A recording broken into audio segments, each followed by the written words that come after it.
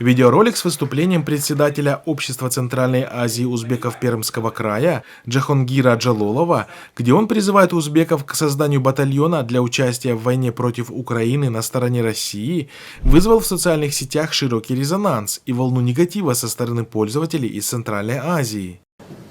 Я обращаюсь к вам, друзья мои.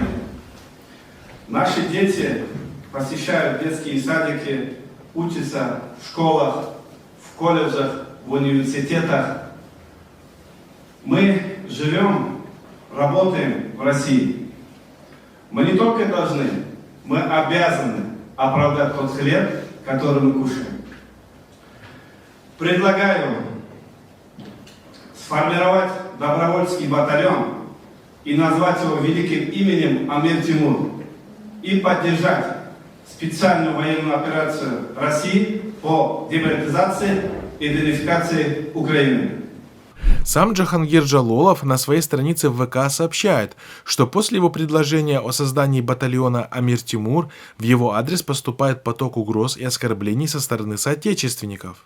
Кроме того, Агентство по внешней трудовой миграции Узбекистана в ответ на призыв преисполнившегося любовью к России общественника заявило об уголовной ответственности за создание добровольческого батальона для отправки на Украину. Пресс-релиз с предостережением был опубликован на сайте посольства Узбекистана в России. В ведомстве напомнили, что в Узбекистане наемничество запрещено законом. Согласно статье 154 УК Узбекистана о наемничестве, участие в боевых действиях на территории другого государства или на его стороне наказывается лишением свободы на срок от 5 до 10 лет. Напомним, что с начала российского вторжения в Украину Москва старается привлечь к войне мигрантов из Центральной Азии, заманивая их обещаниями дать российское гражданство и высокими зарплатами. Однако особых успехов в этом достичь рекрутерам так и не удалось. Россия территориясыга Москва Шереметьевода көчүп келген пайтыда миграционный листни 5-chi punktidami, 3-chi punktidami работа деп yozib qo'yibdimi bu insonlar? Shu работасini